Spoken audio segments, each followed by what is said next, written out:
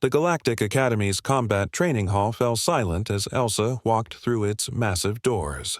Her boots echoed against the crystalline floor, each step measured and deliberate.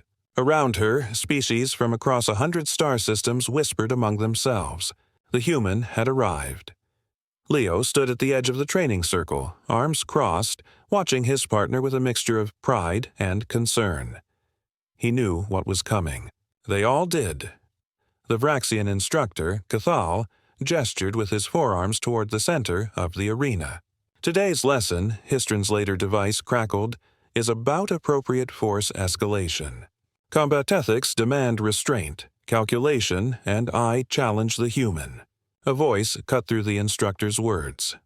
Elsa stopped walking.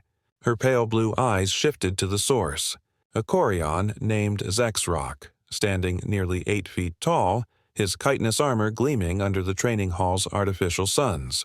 His species had conquered 17 systems before joining the Galactic Federation. They were warriors bred for combat designed for domination.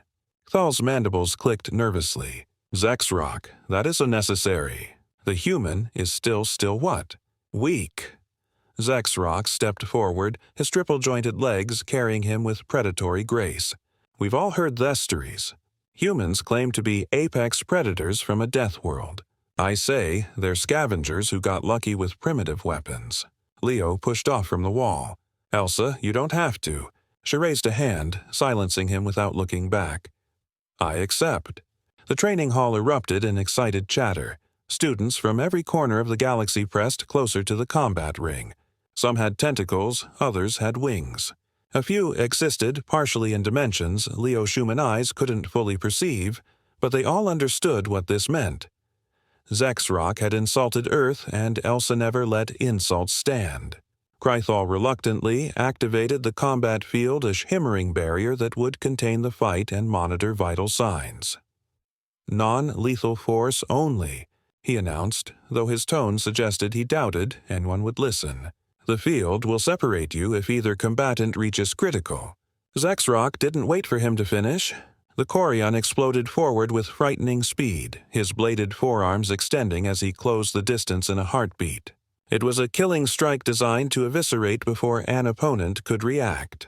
In Corion society, he who attacked first claimed victory. Hesitation was death. He attacked first, but Elsa had already moved. Leo saw it happen in fragments, his human perception barely able to track the exchange. Elsa didn't retreat or dodge sideways like any sensible combatant would. Instead, she stepped forward inside Zexrock's strike range, her left hand catching his leading arm at the joint with surgical precision. There was a crack like breaking stone. Zexrock's triumphant roar transformed into a shriek of agony, his arm bent at an impossible angle.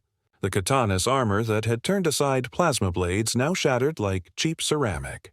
That's for the insult, Elsa said quietly. What happened next would be analyzed in combat for generations to come. Elsa's Zexrock's own momentum against him, redirecting his massive body with minimal effort. As he stumbled, she delivered a precise strike to his secondary nerve cluster, a spot most species didn't even know existed on Corthian anatomy. Zrock's legs gave out. He tried to rise, confusion and pain wearing across his alien features. How had the small human known exactly where to strike? She didn't give him time to wonder. Elsa moved like water, like shadow, like something that existed between seconds. Each strike was calculated, measured, and utterly devastating. She broke his other arm, then his primary leg joints. Then she systematically dismantled his ability to fight, to resist, to do anything but scream. Stop! Carolthal's voice boomed across the training hall. Human, I command you to he attacked first, Elsa replied, her voice carrying an edge that made even the instructor recoil. In my species' history, that's called an act of war. She looked down at Zexrock, who lay broken and whimpering in the center of the combat ring. You round them. The gallery had gone deathly quiet. On my world, Elsa continued, her voice now carrying to every corner of the hall, we have a saying, speak softly and carry a big stick. We try diplomacy first, we negotiate, we offer peace. She crouched beside Zexrock, ensuring he could see her ease. Human eyes with their distinctive whites that made it impossible to hide where a human was looking. Predator's eyes. But when someone strikes first, when someone attacks without provocation, her smile was cold, devoid of warmth. We don't just fight back. We make an example. We ensure that every witness understands the cost of aggression. She stood, stepping back from Zexrock's broken form. The combat field's medical systems were already deploying, rushing to stabilize the Corion's vital signs. You wanted to know if humans deserved our reputation, Elsa called out to the assembled students. You wanted to test whether we earned our place in this academy through luck or skill. She turned slowly, making eye contact with dozens of alien species, each one suddenly aware of their own vulnerability. Now you know we are from Earth. We climbed to the top of our food chain, not because we were the strongest or the fastest or had the best natural weapons. She tapped her temple. We got there because we're the most persistent, adaptable, and merciless hunters our world ever produced. We killed everything that challenged us.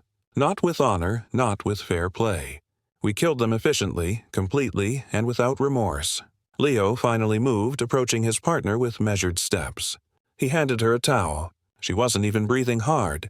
You could have stopped, he said quietly, for her ear suddenly. I could have, Elsa agreed, wiping imaginary sweat from her forehead. But then the next challenger would have come. And the one after that, better to end it decisively. Cathal slowly approached. His earlier authority diminished. That was excessive. That was necessary, Elsa corrected.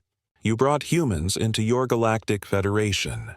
You invited predators from a death world to train alongside prey species and warrior races who've never faced real competition.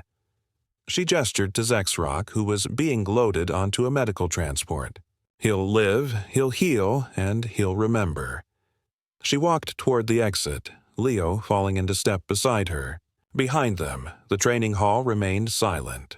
A silence that spoke of fear, respect, and newfound understanding. They'll call you merciless, Leo observed. Elsa's lips quirked into a slight smile. Good mercy is a gift we choose to give. It's not weakness. It's power held in check. Today I chose not to give it.